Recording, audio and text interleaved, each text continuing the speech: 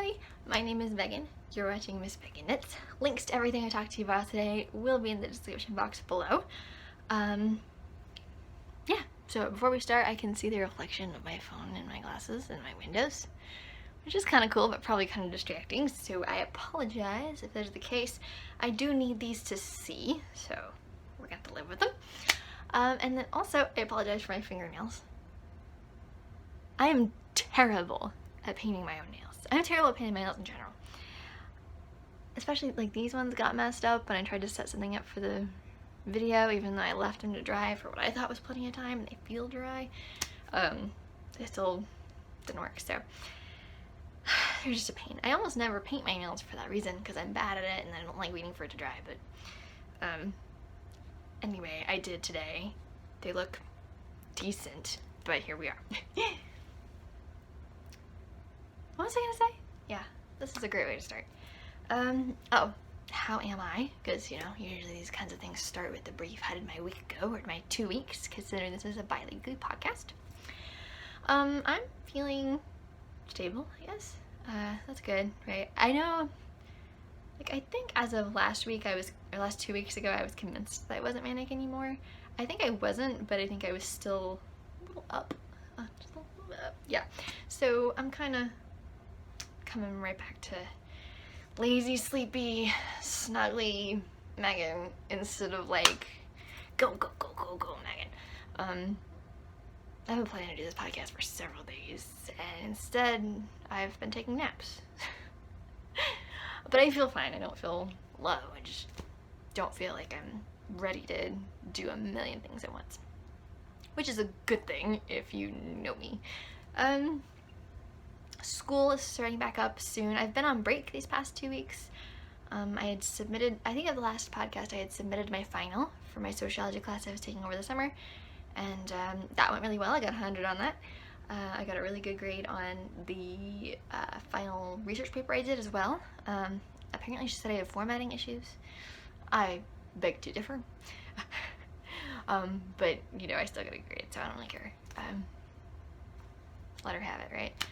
And then, yeah, so it's starting back up soon online. I do an online orientation, which is weird considering it was set up a lot like a new student orientation, and I've taken 3 semesters there already. Granted, they're part-time semesters, so maybe I just didn't hit the required number of courses, but still. I did it anyway because it's supposed to be done by the 1st of September. And classes start after Labor Day. My brother's back in school already. He's at Ohio University, even though we do not live in Ohio. And they're completely remote, so he's been downstairs in the computer room doing his thing. My mom's been up in the bedroom in her office doing her thing. I've been doing my thing. My dad's been doing his thing. The dog's been doing her thing. Hustle and bustle, right? We're getting back to life, but a new life. You know, it's what our governor keeps calling the new normal. Oh, sorry, I got a text. He just said he loved me. Bear said he loved me, so that was sweet. I'm ignoring him for now because I'm podcasting. This is our time. But he will completely understand. And if he really wants to interfere with our time, he can just watch the video. It's up there for free. I know I'm nuts. It's okay. And then most of my knitting has been Christmas focused. Why?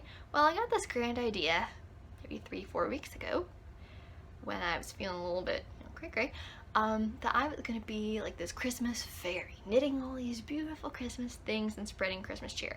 Now, as I have mentioned in a previous video, I have talked about, I think it's called Crafting Stress and Deadlines. I don't generally work on deadlines, ever. I just craft things and gift them when I'm finished with them, and that's it, you know, for this reason, because I don't want to get into my list of eight projects for Christmas gifts, plus a graduation gift for my brother, all happening at once, and that's a little bit stressful. I've been feeling a little bit like anxious about it, but also really excited about it, so I'm kind of torn. I'm still going, I'm still trying it. One of the things that really helps me is that I know that everybody I would knit for would not be offended about like oh, it's a week late, or oh, it became a New Year's gift instead of a Christmas gift. Like, no one cares. They care enough to appreciate what they got, but not care so much that, like, oh, you didn't finish my thing in time, you know, and get bitter about it. So that's good. I'll be talking to you all about Christmas knitting and things like that in this video. If you are on my Christmas list, meaning that would be my family and Bear's family are on my Christmas list, you may not want to watch, because I'm going to show stuff here that I don't generally show, like on my Instagram, where people might stumble across it, simply because I don't want to ruin the surprise for anyone. But I think if you've gone to all this trouble of watching my video, and I'm gonna say before I pull anything out, like, this is who it's for, and that way, you know, if it's you, you can skip it. I don't think any of them really watch my videos. I don't even think Bear watches my videos anymore. He used to watch all of them because he was so supportive, and now he just doesn't watch them anymore. But I'll let everybody know. Okay, and also a note on Ravelry. I've said this in my past couple of videos. I'm gonna say it again until Ravelry seems to make their stuff more accessible to everybody. Apparently Ravelry is not very disability inclusive anymore. I think they've made some updates they've been trying to call our attention to. I'm not sure if those fix the problem or not, because I am an able-bodied person, so I cannot experience what it's like to be in the shoes of someone who is not. Just like they probably can experience what it's like to be in my head, I can experience what it's like to be in their body. So, you know, you gotta wait and see. I'm sure whatever they did made it better for some people and worse for others, and it's a big mess. That being said, the way I link my projects, I link Ravelry links below to my Ravelry pages. And on that Ravelry page that I've made are then outward links to the yarns, the patterns, you know, anything like that is linked there. And all my notes on it and stuff, pictures, things like that are all there. If you, for whatever reason, cannot access Ravelry and you need information that would be on the Ravelry page, something that I have not said in the video, and you're really curious about something, get in contact with me. No one has yet, which I think is a good thing, because then that means I'm being thorough enough in my explanations that people aren't lacking information they want. But if you are lacking information you want, my email and Ravelry message, I guess that won't work for you. All the ways you can get in contact with me are in the description box below. Okay. My throat is sore already. I don't even have a drink today. I'm gonna make this fast. Okay. FOs. I have finished one object. I know based on my last video, you've seen, like, I wasn't even cast on, or I guess, what is the crochet equivalent cast on? I don't know. I don't even know that. That's so weird.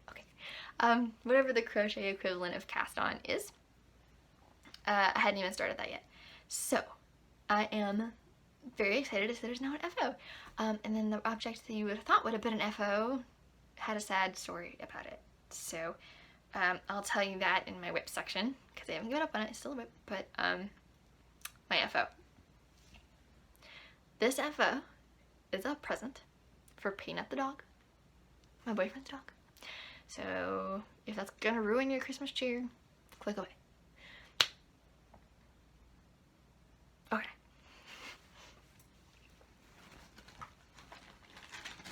So, sorry, my bag is all the way over there. I made, so this dog loves stuffies. My dog loves stuffies in the way that if you give them to her in a half hour, they will be in a million tiny pieces all over the carpet. She seems to enjoy doing it, but it's not really feasible to make or buy animals for her because she just shreds them in less than an hour. However, Peanut is nice to her stuffies. She does chew on them and play with them because she is a dog. But she's not like with them. So, this is the book Crocheted Bears and Other Animals, 25 Toys to Crochet by Emma Brown. Emma Brown? Yes, Emma Brown. It is full of the cutest amigurumi. They're usually buddies. This one isn't. The pattern I'm using isn't, but like, let me see if I can find one. Here we go. This is Rania Margot. So it's the bear and mouse, and they're best friends. Adorable. Peanut, what am I trying to say? Peanut really likes hedgehogs. So the obvious solution is to make a hedgehog. So this is Teasel in her home. I didn't make the home, I made the Teasel. And it says right here, Teasel is a quiet little hedgehog. The only noise she makes is when she rustles through the leaves on the forest floor. Teasel stops to listen to the sound of the buzzing bumblebees enjoying the summer flowers as she makes her way through the island foliage. Adorable backstory, right? The instructions were clear and easy to understand. I'm like, is there a hair on my screen? My phone's correct. That's Teasel that she made. I picked funky colors for my Teasel as well. I remember when I did my last podcast, I showed several color combinations, I think 3. I ended up showing those same ones to Bear, and he picked the one I have made. So that's what I did. Teasel. Okay, before we start, I think I did the back wrong. There aren't really any super good pictures in the book of the back side of Teasel. So the stripes, or the strips, the spike strips, I think I did it wrong. The dog won't care, and it still looks like a hedgehog, so I win. But, yeah, I think they were supposed to kind of come along this way and meet at the very bottom, and not meet in the middle. I don't know. But still looks like a hedgehog, it's still good. I just think a little more instruction. They didn't give very clear direction on exactly how to place the spike strips, because, in case you haven't figured this out by me talking about it, the body is in one piece in the round. And then the spike strips are done in like a strip, and then you just kind of lay it on and sew it, seam it, whatever that's called. The ears are their own piece, the eyes. She used safety eyes in her designs. I used baby safe eyes. I don't really know what the standard is for a dog and eyes, but I didn't have safety eyes on hand anyway, so I crocheted some little circles, made eyes, and then embroidered a nose very, very badly. Just kind of stitched a bunch of times over the nose. And the feet. Bear was a little worried about the feet when I first showed this to him. He hasn't seen it finished. But he saw it almost finished. And he's like, I don't know, should we rip the feet off? And I'm like,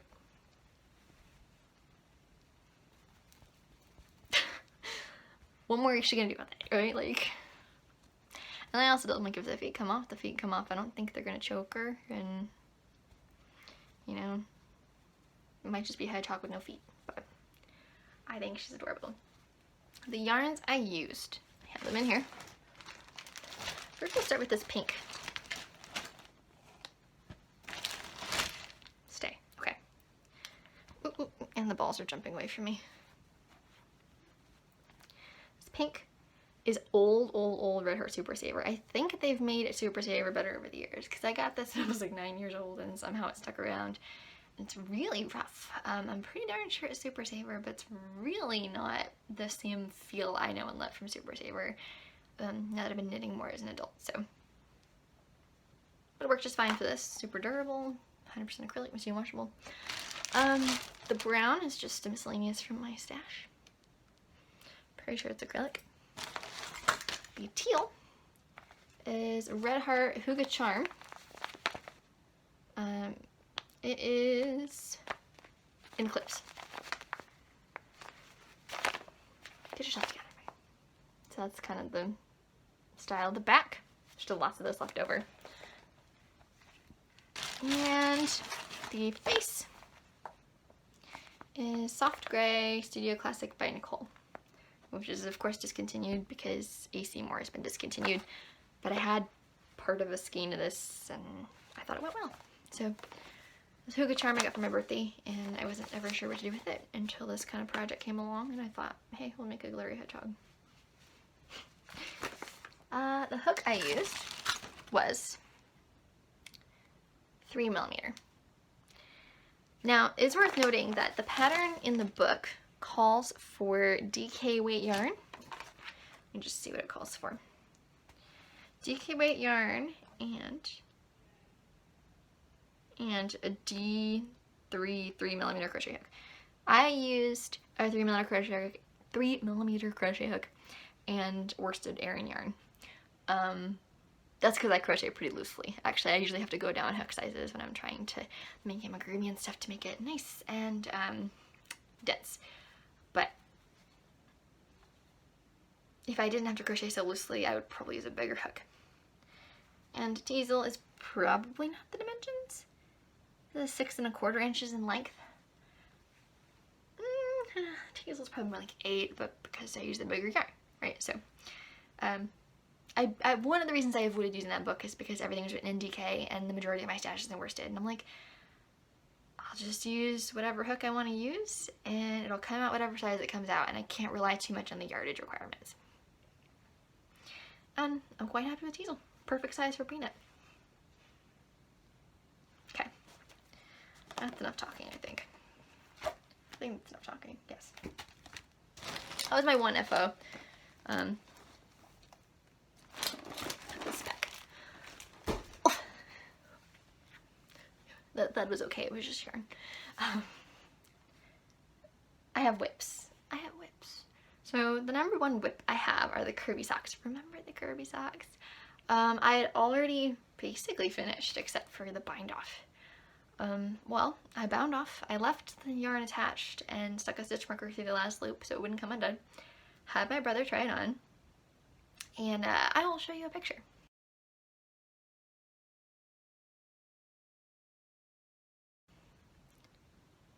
That is as far as his foot would fit in a sock. It would not go on any farther. I kind of did I was so frustrated. I did a lot of thinking and I kind of figured out I had 3 major mistakes. One, I used a stitch count for the bottom of his calf, the same as I had used for around his foot. And for around his foot, I had wanted 10% negative ease, and for around the calf, I wanted no negative ease, so of course the same number is not going to work. And also, you know, that area is a little bit wider than your foot. I'm sorry, I'm playing with my hair this whole time. I need to stop, okay. It's a little bit wider than your foot is, so that's going to be a problem as well. That was one problem. My other problem is that my gauge in Fair Isle was an entire stitch tighter. If you can hear banging, it's because my dad's working on building a piece of furniture in the dining room downstairs. Sorry. It's always like when I'm trying to do something is when he gets motivation to build stuff. Otherwise he doesn't, right? So it's like, come on. Anyway. Basically, what was I gonna say? I completely forgot about that. Oh, my Fair Isle gauge was a whole stitch too tight. So it was 1 too many stitches for every inch going around. So of course that's going to change things when I've used the numbers from his measurements and now everything is a stitch off every inch. So that's a problem. And then the other thing I found is that my Fair Isle wasn't stretching right, but it looked pretty loose. One of the ways I fixed that, I'm showing my own leg. There's a leg. I made this part right here before the widest part of the calf stockinette stripes, and then added the Fair Isle pattern to this part of the leg, simply because I hope that doesn't get to be the thumbnail. Simply because that part of the leg is the wider part of the leg, so it's more likely you'll be able to fit your heel, that part, through the sock if it's at its widest point rather than the narrower points at the bottom. I inadvertently made my life easier by doing that so that I didn't have to do shaping. That basically eliminated my need for the calf shaping because that was all done in the stockinette portion. So I could actually make a prettier design without the gusset up the back, which is cool. So that's about as far as I've gotten right now. I'm planning to do the same thing for the calf and the ribbing. It was so frustrating finally finishing that sock and having him put it on and be like, no. And of course, I'm a small project kind of gal. I'm not generally a large project kind of gal. So when I work on the same project for weeks and weeks and weeks, it gets a little bit, not boring, but I lose motivation on it. I know that's about myself. But I'm trying to plug through work on this because, you know, I'm really excited about them. I just don't have the mojo to do them. I should stop talking and show you the socks. So I had to rip out all that entire leg part back to the ankle ribbing, so I ripped about that far.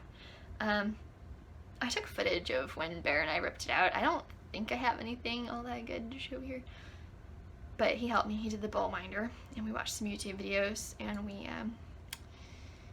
unwound my sock. It was nice to have him there for emotional support. But yes, so this is the seam I talked about last week. G's Magic Cast On, increased to 56 stitches, straight foot, curvy face duplicate stitch. This is the reverse heel flap and gusset from Modern Daily Knitting. Ankle ribbing for about 4 inches. Also to accommodate the wider part of his foot. He's got some weird foot dimensions. I do too, so I understand, but I want to make sure like this tiny narrow part is narrow enough to fit around his ankle, but also stretches wide enough to fit his foot through. Here you have some more for the calf. And then I have Kirby's. I'm going to do another stripe of Kirby's with the blue background.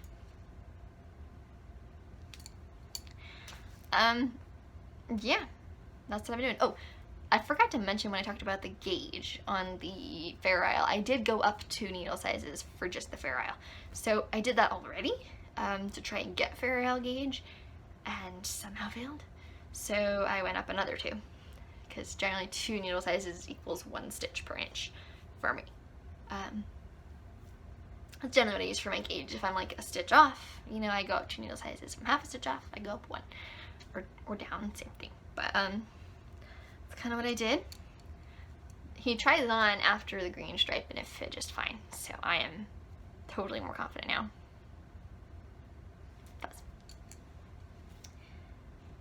Yeah, but that's my sad story. I had to rip those out.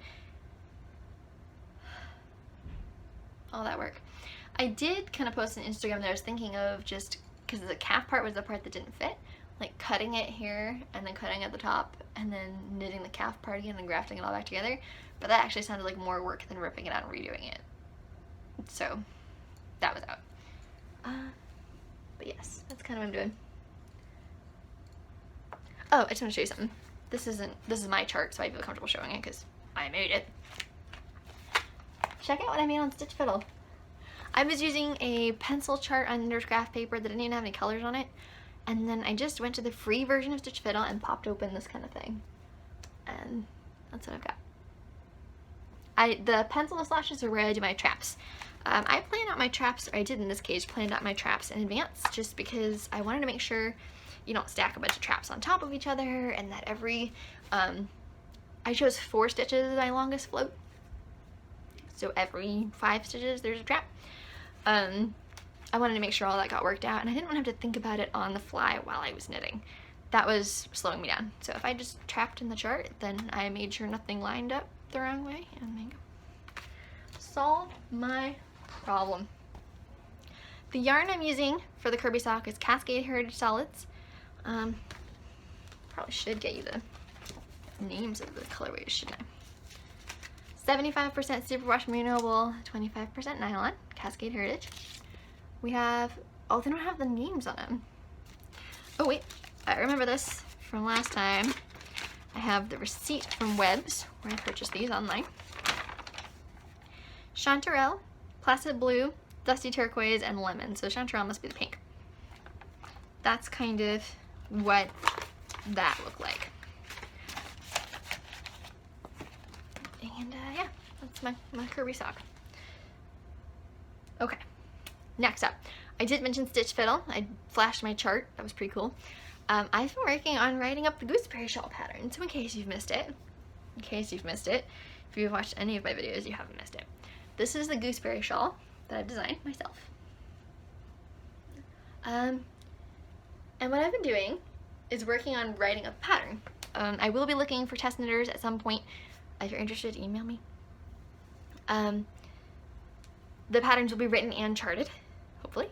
I'm working on the last border wave thing pattern, and then I'll be ready to send it out. Oh, no, I'll have to put it all up into a nice, beautiful format, because right now it's in a bunch of notebook pages on my computer. But once it's a nice, beautiful format, I will send that out to people, a couple of people, test it, you know, let me know what you think of it, give me any feedback at all.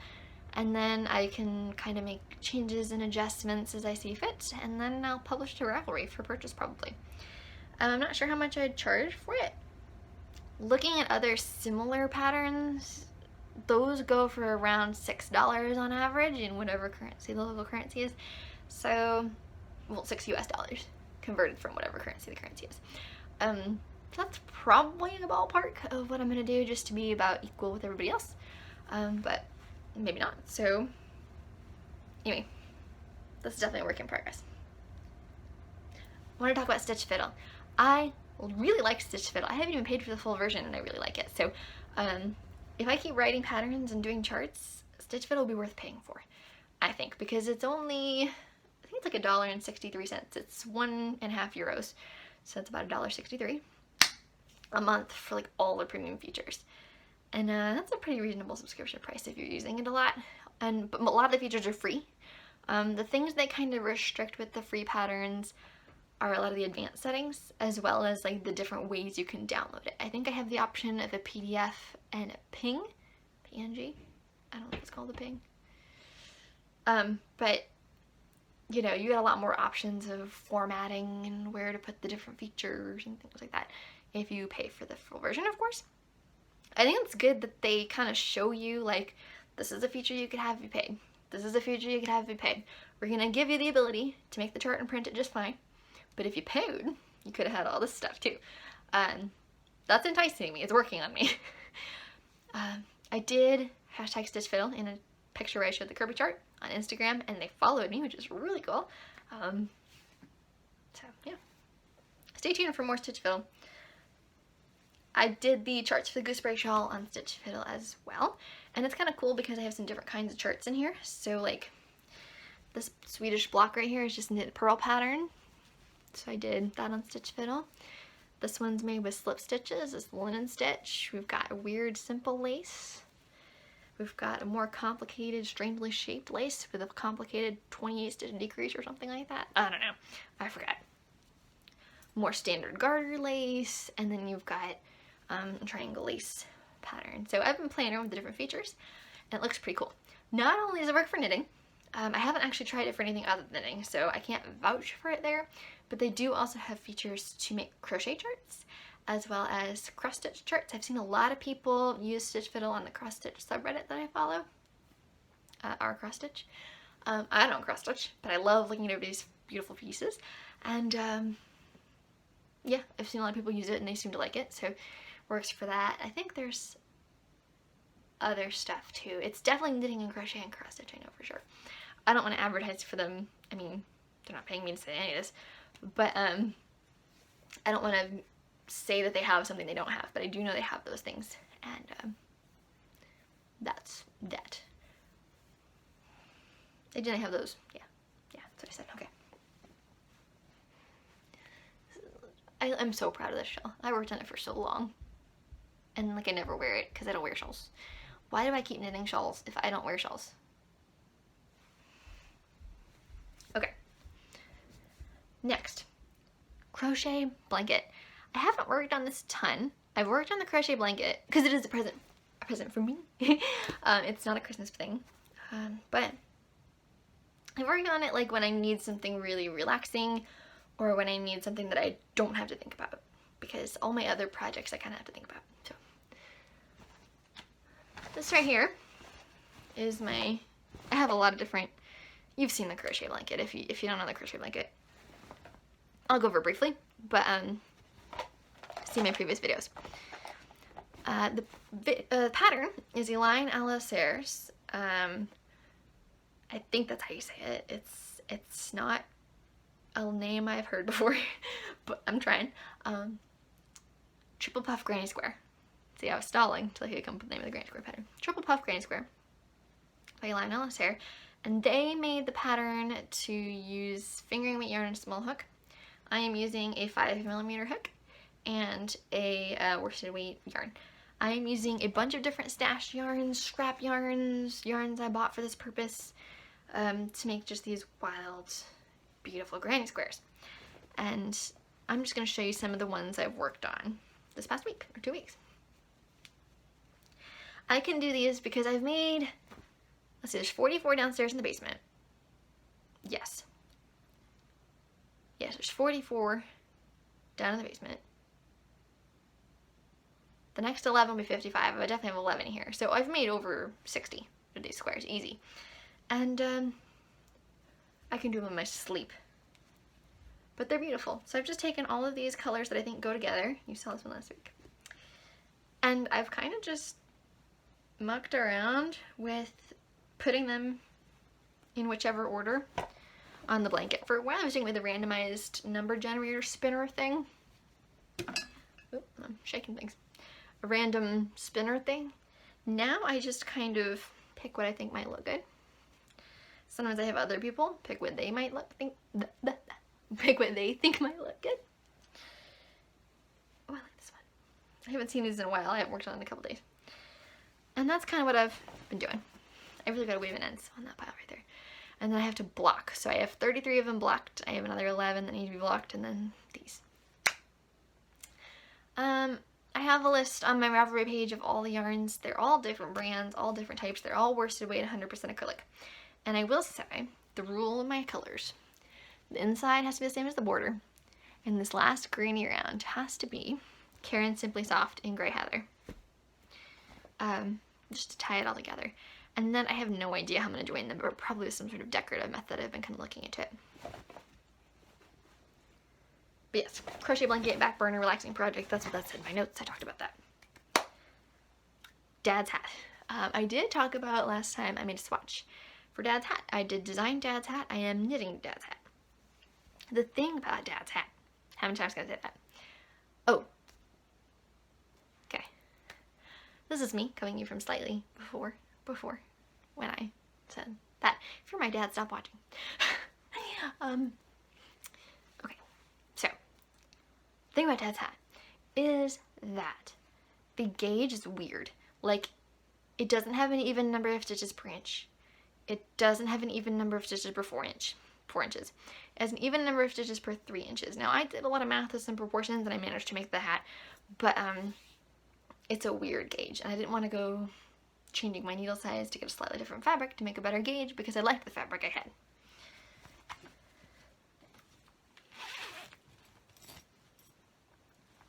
But here's what I've got so far. So what I've got down here, I know I talked about doing a ferro rib. Maybe I didn't, but I was thinking of doing that. A ferro rib for the ribbed brim, but I had to do all the math this hat twice because I did it first in the morning before coffee and then realized I messed up all the numbers. That won't go into the number of stitches I have. It would take a lot of finagling to get the right number of stitches, and I didn't want to do that. So this is a 1x1 rib at the bottom. Really stretchy. It's really dense. I am taking 2 strands of lion brand woolies, the worsted one, not thick and quick, the worsted one, holding them together and working on size 4 needles. It's a very dense project. He likes his knitting very dense, so hopefully it's dense enough because this is as dense as I can physically make it. And then I've got a Roman rib up at the top. This is a really simple pattern. 2 rows of stockinette knitting, knit 1, purl 1 for 2 rows, 2 rows of stockinette knitting, and purl 1, knit 1. So you kind of stagger the rib. So it's like 2 rows of rib, 2 rows of stockinette, and then the ribs are like offset. It's actually really easy to see once you get into it. You don't even need to keep track of where you are or anything. This is made to match a pair of gloves I made him, fingers gloves that he really likes.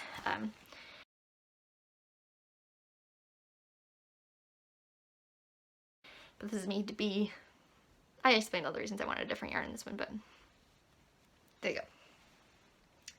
I am a little worried about running out of yarn, now that I'm holding the yarn double, but we'll see.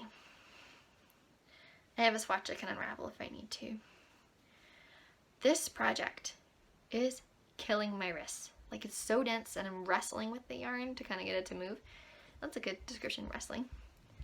That my wrists hurt so bad. When I knit on this project, I use my braces. Again, I'm not an advertisement person, I just like them. These kind of go around like this.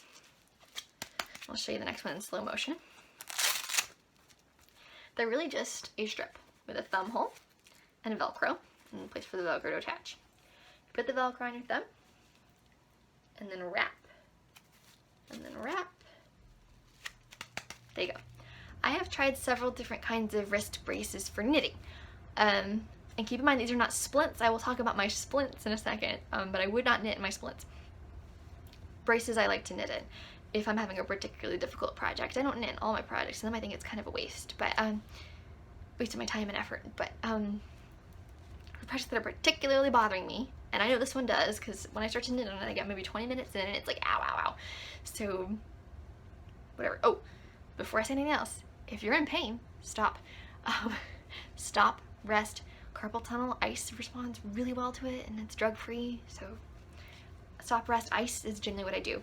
But using these can kind of prevent me from having to stop, rest, and ice as often.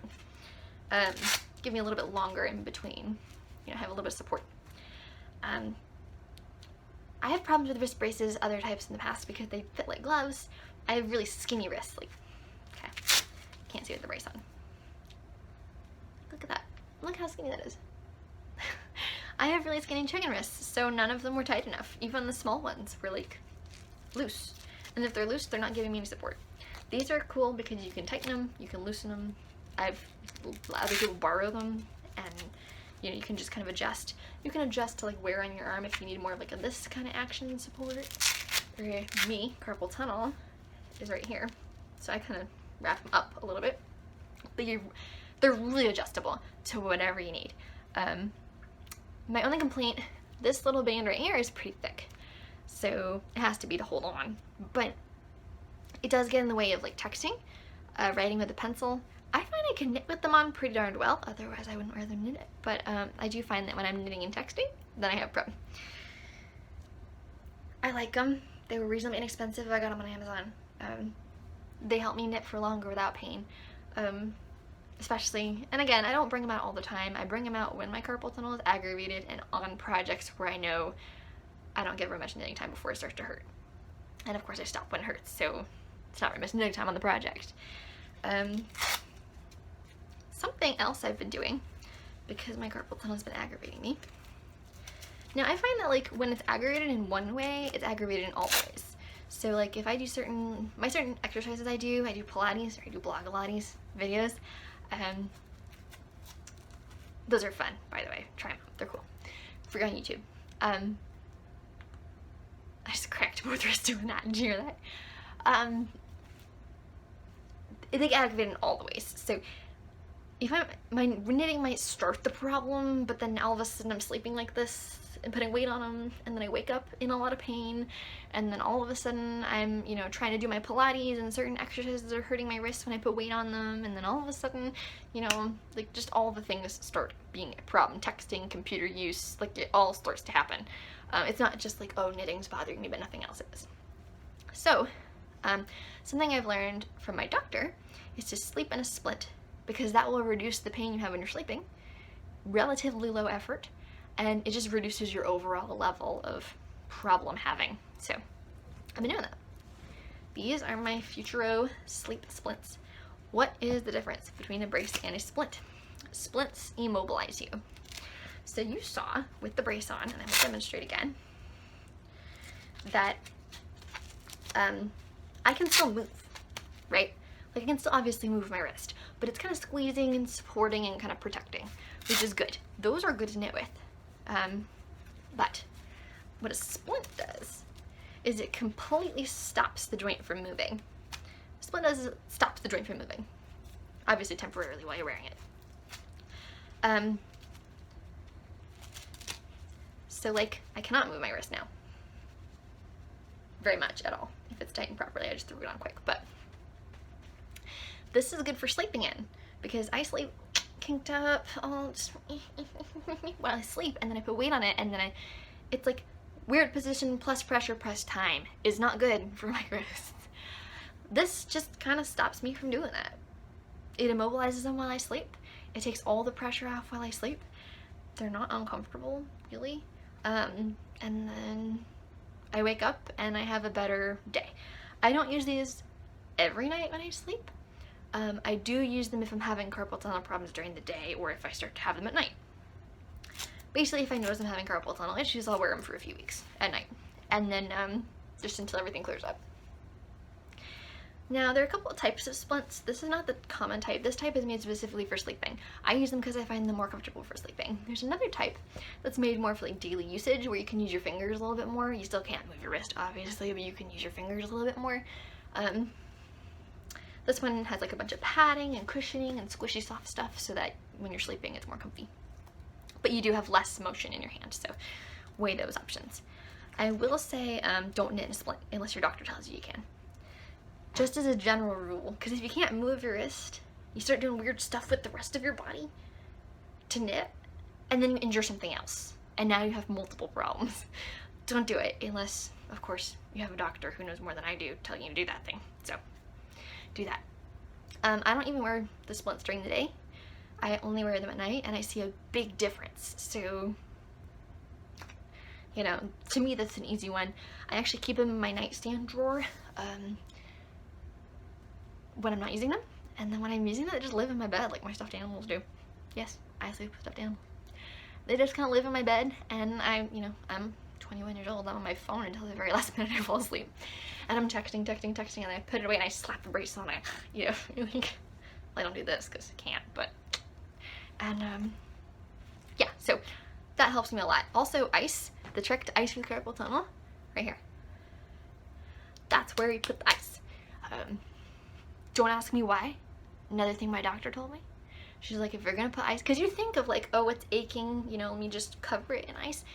You really don't need to. You need an ice pack that you rest your arm on, or that you hold to your wrist or something. That ice is right there, because that's where the problem is. That's where the inflammation is. You put the ice there.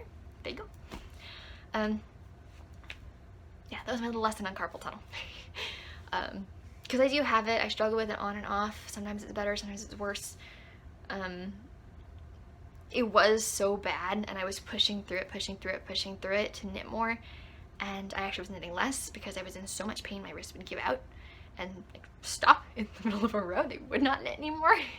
I was in pain opening doors. I was in pain doing the simplest things, and my doctor is like, you can knit, but you gotta take breaks, and you can't push past the point of pain. And I'm like, okay, Anyway, that was my carpal tunnel issues. So that's what I'm working on. Mostly ice, rest, braces, splints. That's all I really need right now. When it gets worse, I do try more ice, like preventative ice sometimes. It's like ice before knitting. And then also, I can't take anti-inflammatories because of my lithium. So for most people, could pop an Advil and have some relief. I can't do that. Tylenol doesn't help all that much. It helps some, but it doesn't. Oftentimes, it's not worth taking it to me because I don't think it helps enough to be worth trying to put it into my body, But anyway, I haven't needed to rest too much from knitting. That has really slow going because I have to rest from that, but I am able to work on other projects during the day. Oh, one more carpal tunnel tip. Keep track of what's easier for your carpal tunnel and worse for your carpal tunnel, and then kind of try and leverage that information. Kirby socks don't bother me a bit. Well, unless it gets really bad. Because small needles and small yarn are way easier for me than larger needles, larger yarn, thicker yarns, denser gauges. Some people are the exact opposite. Like, you read a lot of blogs and you're like, oh, I should use size 13 needles and super bulky yarn. It's like, not for me. Maybe for you, not for me. So, just gotta figure out, I kind of know that if I want to work on a project for a couple hours and have a nice peaceful zen knitting time, I'm not going to pick up this project. I'm going to pick up the other project. And then I work on this project a lot before bed, both to keep it secret from Dad, because I'm in my room with the door closed, so he's not coming in. And then also because, I can do 10 minutes at a time and it won't be a big deal. Okay. If you guys want to see a whole video on my carpal tunnel tips and tricks, I've done really good at managing it because it was really bad for a while, and now it's a lot better.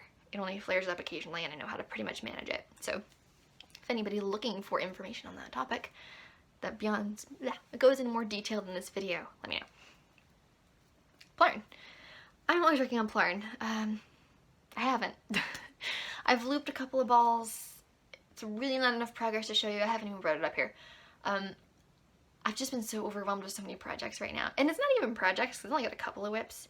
It's like all of the stuff I want to do, or like committed myself to doing, or like had the great idea of doing a couple weeks ago. Now it's like, okay, now I get time to do it. And it's like, I don't know. So we'll see. But Florence kind of taken a back burner, especially because I have a finished mat hanging out in my closet. And it's kind of weird during COVID times, like who do I give it to? Where do I drop it off? It's kind of like, you know, I probably could figure it out if I tried. But that's kind of what I'm doing, so. I say guilt either way. I feel guilty if I don't work on porn because like that's a good charity project and I have a bunch of bags piling up. Like there's so many reasons to work on it. I feel guilty if I do work on it because it's not one of my other million projects I have a good idea for. Okay. That's all my whips. We're 45 minutes in. Are you still with me? Plans. Christmas plans. So my most, I think it's hilarious. I have 8 people on my Christmas list. Okay. One of them's a dog who I already took care of. The dog comes first, apparently.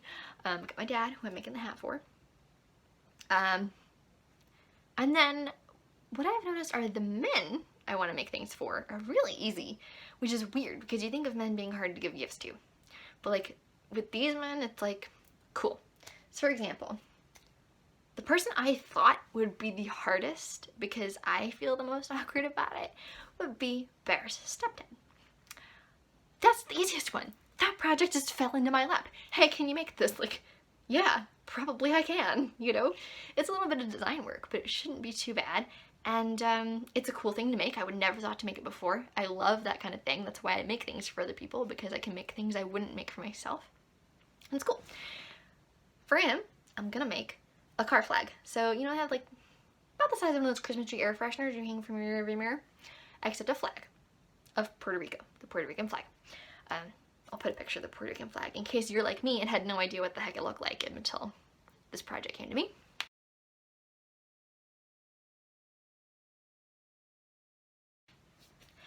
So what I'm planning to do is do almost like a scrapbooking, like just make a rectangle in white and red stripes, the right number of stripes, everything like that.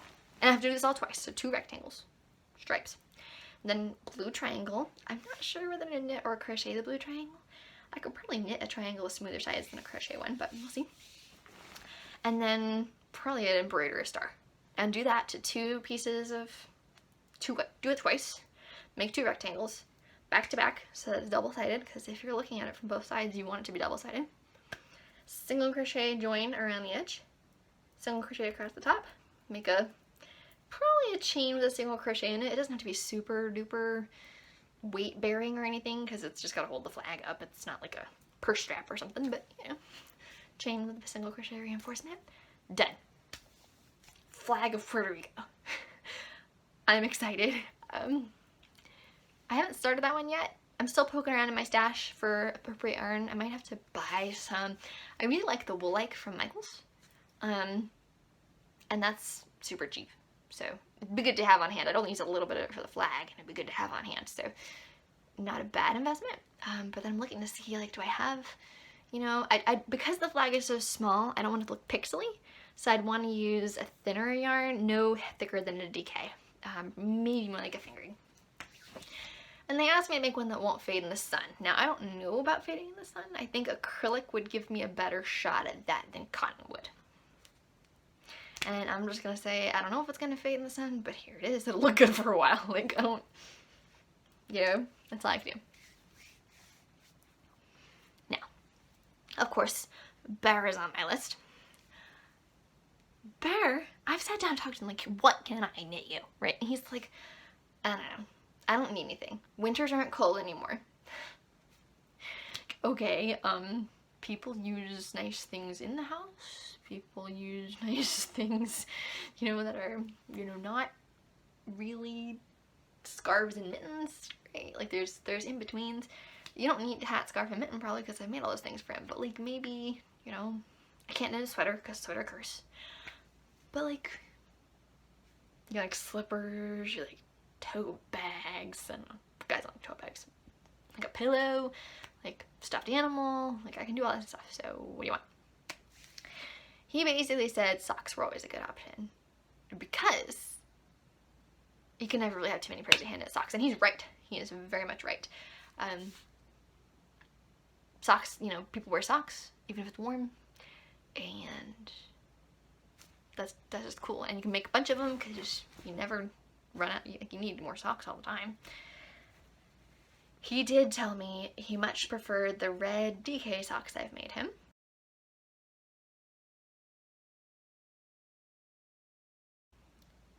He didn't say DK, but the red socks I've made him over the striped socks I've made him.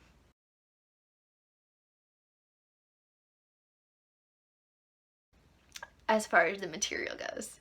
And I just look at him and go, so you're a sucker for the merino. And he goes, huh? And I'm like, you have expensive taste. No, it's okay. Like, one skein of merino sock yarn isn't crazy expensive, depending if you get it hand dyed or whatever, but like, that's worth it for him. He's not asking for like a whole blanket's worth out of it, right? And even then, it wouldn't be crazy. But, you know, I'm kind of explaining to him, like, okay, you took the two socks, what are your favorite elements from each of the two socks? Because I designed both of those. And then how can I leverage them into an even better sock? And he kind of basically said he likes the softness of the merino more than the scratchiness of the unnamed wool. The striped socks were Peyton's Gray, and the red socks were Swish DK. I don't use Swish DK again because I'd prefer to work with fingering, number one, for socks, and also because it doesn't have any nylon in it, and I feel like it's gonna not be very abrasion resistant over time. So I'd rather knit something with a little bit of nylon in it. But the heritage sock I made for the Kirby socks has merino in it. And also I have this over here for another project. This is Knit Pick Stroll. I'm gonna bring that again. And it's nice and soft merino, and it's also got nylon in it. So I'm looking around for cool color white ways. He says he doesn't mind like wild socks because they're socks, right? You don't really want a wild like sweater, but wild socks are cool because no one's really gonna see them except for people you like, and they're cool. Okay. My next project, here I have these again. Hey. These are gonna be fingerless gloves for my brother. Made in the same pattern, they're Dad's photography gloves. Oh my goodness, the designer. I think her name is Faith. They're Dad's photography iPhone gloves is the pattern. It's a paid for pattern. I did pay for it. It calls for DK. I had the same density wrist problem when I knit the ones for my dad with DK yarn because the gauge is very tight. I looked at the gauge in the pattern and it's more like 7 to 9 stitches per inch, somewhere in there, more like 9 stitches per inch or 8, and that fits a fingering to me a lot better. When I looked at the gauge on this yarn, it says 7 to 8 stitches on 1 inch on 1 to 3 needles. That's more like what her pattern said, and it'll be more comfortable to knit that way than trying to muscle the yarn into place. And also, I had this on hand. My first Christmas as a knitter, I had just learned how to make socks. My second Christmas knitter, I had just learned how to make socks.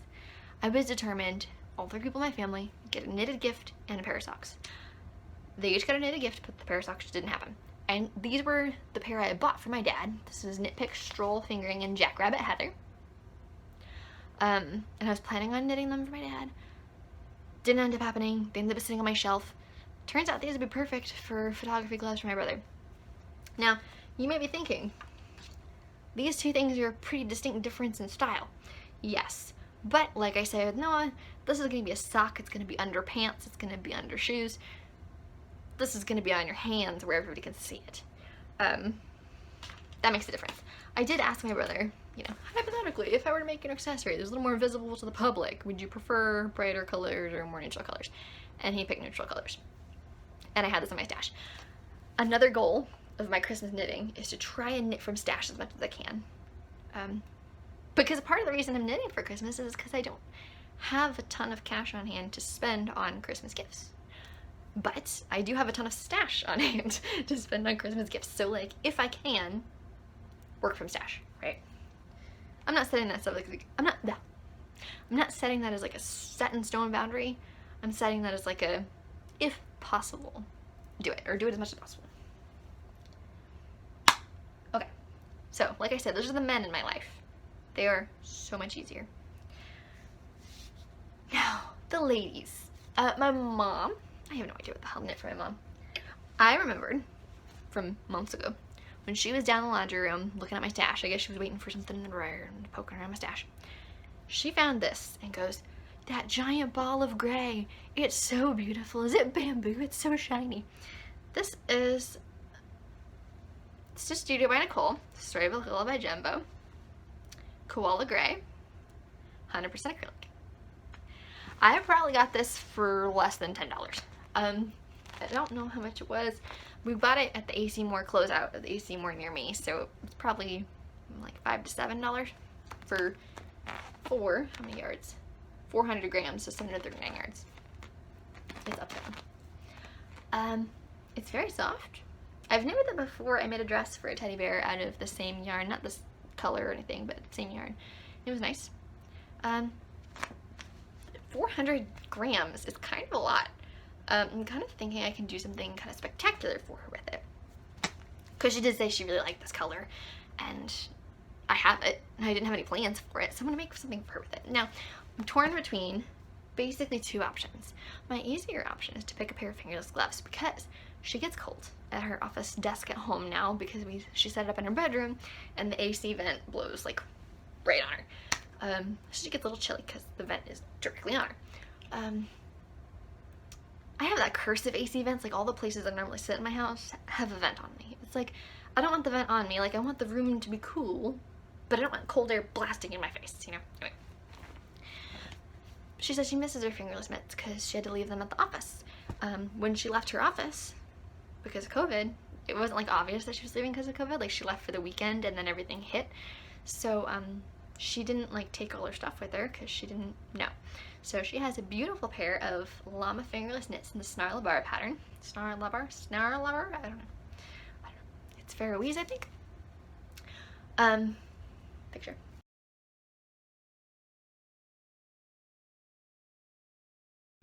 And she really liked them, but they're at work. So I'm thinking I could knit her a beautiful pair for at home. It wouldn't take me that much time and effort. I could find a fun pattern. I wouldn't have to design them or anything. Not a bad idea. But I have 400 grams of this stuff. So I've been kind of thinking of like a shell top. Like I can't make a sweater because I don't have enough. Like I was looking at yardage. I can't crochet her top because that's not enough yardage. Crochet eats more yarn. I can't crochet or knit a sweater with sleeves because that eats up a lot of yarn. But I'm kind of thinking I could do like, not like a tank top, but like a sleeveless kind of, or maybe cap sleeve, like something small sleeve kind of shell. I found one that I really liked, but it was in a book that was like $15, and I only liked the one pattern. I'm like, that's not right. So I tried to find it like at my local library, and the nearest library that had that book is like 3 hours away. That's not gonna happen. And they won't, my library network that ships books around, because we have like a pretty small library because I live in a small town, but they have a lot of other libraries around that are bigger that will actually ship books around between all of them so that you get more books. I'm sure that's a common thing that I just explained, but there you go. The problem with that is that's all shut down because of COVID. So all I have access to is what's at my local library. I guess I could drive to another library, but I have access to what's at my local library that I can order online and pick up. Like curbside pickup. And then I haven't really found any other shells that I really liked that used the right amount of yardage. So, kind of stuck. I could knit a shawl out of it, like crochet even faster. Like a lacy kind of, like a virus shawl might be kind of cute with this. I know the virus shawl is usually done in worsted. Well, some people do it in fingering, why not DK, right? I don't know. Okay. We'll see, but I think I want to use this yarn because it's pretty and it's soft and it's machine washable. There's nothing really wrong with it. I think when I bought it, I kind of was thinking like baby blanket, but nobody's having any babies that I know of. I mean, people are having babies, but not anyone close to me, so why not? Why not top? Okay. Now, next on my list, we have Bear's family. Bear has a mom. She's awesome. So I'm like racking my brain with what to get her, right? And I'm asking my mom, because I'm like, okay, you're a woman the same age. Like, what are women your age like? And my mom suggested maybe some fingerless mitts. So, yeah, my mom's on that train. Those wouldn't be bad because they'd be a quick present. I could find fun pattern, and because there's fingerless mitts in like every weight of yarn, I could find something in my stash that would work. I definitely picked the machine washable just for ease of care. I'm not gonna give something that might need to be washed to another family and then say, here's your burden of laundry, now you have to hand wash this thing. Like, I want to make sure they are cool with hand washing, right? You don't just give something, like, especially if you have like a new mom with a baby, you don't give her like something needs to be hand washed. It's like, no, baby's gonna puke on it. Like, I've been doing this a lot, I don't know why. But yeah, so I don't want to give the burden of you have to hand wash this thing that might get dirty. Anyway, so that's an option, right?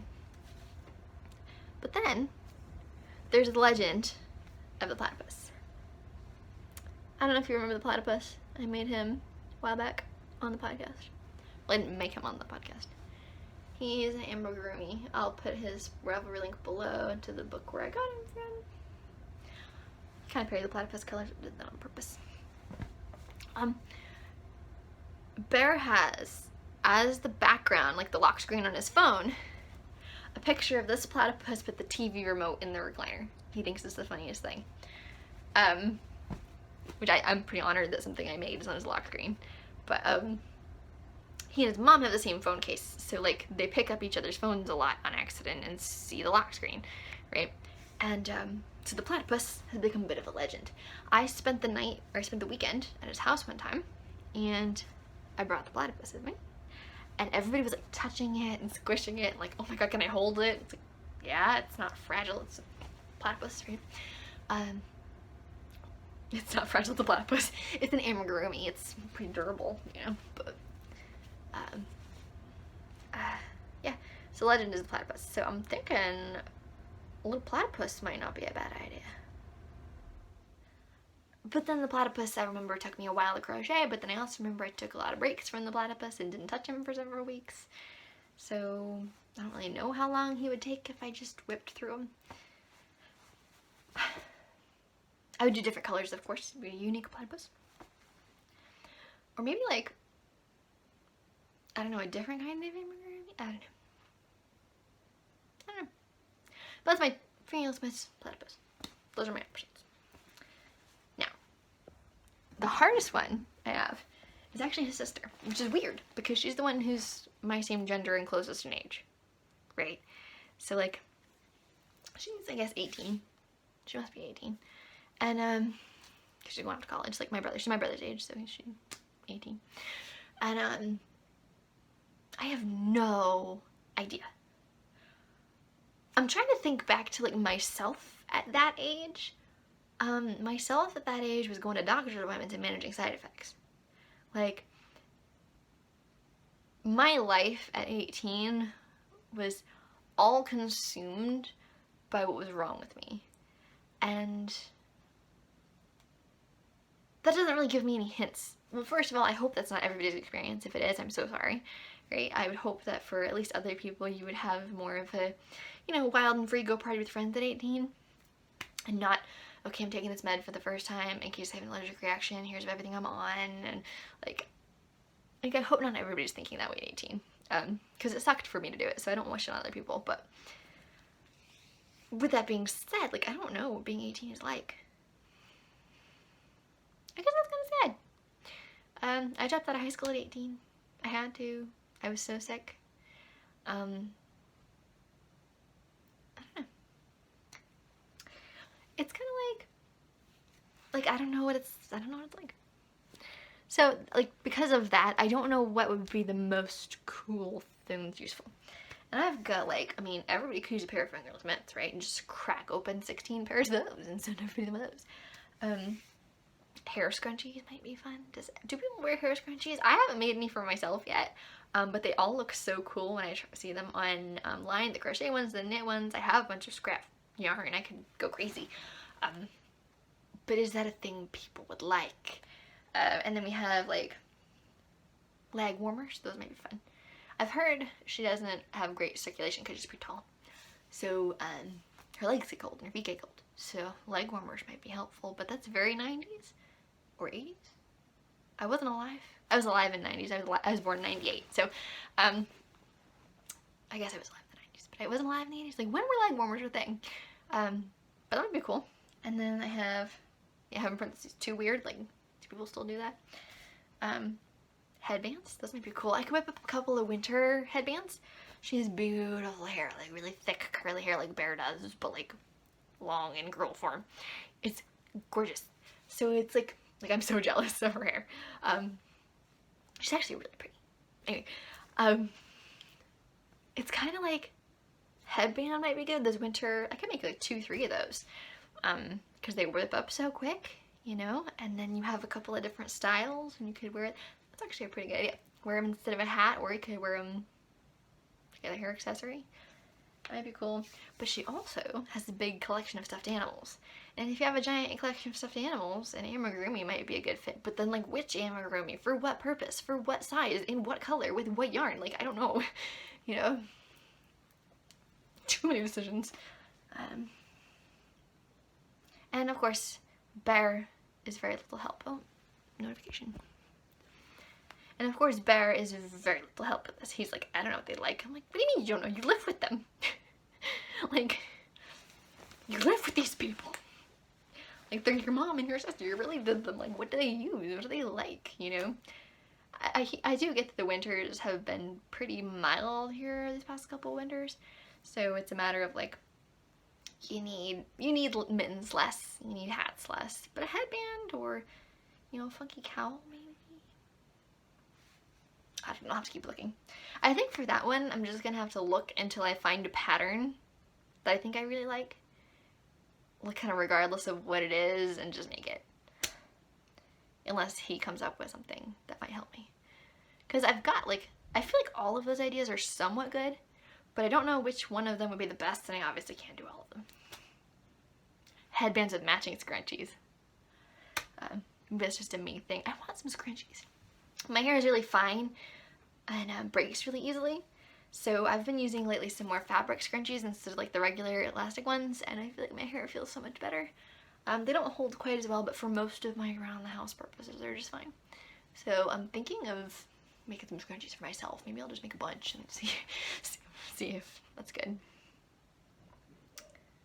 Oh, my other plans. I came back from a trip to Colorado. I went to Colorado this summer. I came back with 2 yarns of souvenirs from a local yarn shop there in Moab, Utah. It was Utah, actually, because we took a road trip. It was like a 3-hour drive or something to go to Moab. We went to Los Arcos. I think Los Arcos and Moab. We went to several, like, hiking park things. Anyway, I got 2 yarns. One of which is this Rommeldale CVM yarn. This was actually the sheep were raised like down the street from that yarn shop. So this is as local as you get. And it has the sheep's names. It was Job and Coronado. Let me give you the brands. You can. Cunnington Farms in Moab, Utah, the heart of Red Rock Country. CunningtonFarms.com. So when I was kind of brainstorming this, I was like, what if I made an amigurumi this, right? Turned it back into a sheep. But now that I'm feeling it, it feels so nice. Like I want mittens or a hat or something out of it because it feels so warm and squishy that I'm kind of like, okay, this isn't amigurumi material. Like I could make an amigurumi out of it. It would work just fine. But like, I feel like I want to wear it. Is that weird? So we'll see. And this one is the Woolly Lizard hand-dyed yarns and fibers Cortez, Colorado. So there's a Colorado dyer. Hand-dyed, 50% superwash merino wool, 50% tencel, reply, hand wash, line dye, 400 yards. This is more like a fingering weight, but it's not machine washable. I have learned about myself from knitting non-machine washable socks that I will never wear them because I will never wash them. I will get them dirty, put them in a separate laundry pile somewhere, and never touch them again. So, socks are out. They're beautiful. They make beautiful socks, but I wouldn't hand wash socks. I just can't. I'm thinking, surprise, surprise, fingerless mitts, but for me. Something really intricate, really squishy, maybe brioche or something, I don't know, something really cool looking, squishy pattern out of this beautiful, because it's got also a dimension to it, it's like pink. And I don't know why I went for pink, like I don't usually wear pink, it doesn't really go with my hair all that well, but something about it just made me pick the pink. my mom, something about it, meaning my mom saying, Megan, just pick one of each and let's go. We need to stop browsing here. Like, we understand you like the Rommel deal and you like the Tencel, or the Super Torino, Woolly Lizard. You gotta pick, just pick one of each and let's go. So, I grabbed this one. It's soft. I feel like it would make very good fingerless mitts. Or like a cowl, like a delicate, like a fashion scarf. Rather than like a thick, warm scarf, more like a fashion scarf. It's not quite enough for a shawl. It'd make a shawlette. But again, as we've established, I don't really wear shawls. I knit them a lot because they're fun, but I don't really wear them. So I think fingerless mitts would be my best bet. Or cuffs, you know, fingerless mitts would be good. I could knit a hat, I guess, but I don't think that would go with my hair. My hair may not be this way forever, but I don't know. I don't want to knit something I don't want to wear, right? Yeah, okay. Okay. Finally done. An hour and 10 minutes and 41 seconds as of recording. Of course, I'm going to edit things out and edit things in. So it'll be different than that for you, but my throat hurts from talking so much. Okay, just wanted to remind you, if you want to find me anywhere, socials are below. I don't have a Facebook page, but I do have Instagram and, of course, YouTube. You can subscribe. And I have Pinterest, which I'm not on a ton, but I do pin there occasionally. Ravelry, you can find me on. Friend me on Ravelry. I love friends. Message me on Ravelry. I love messages. I love talking to you. Thank you so much for watching, and I will see you in a future video.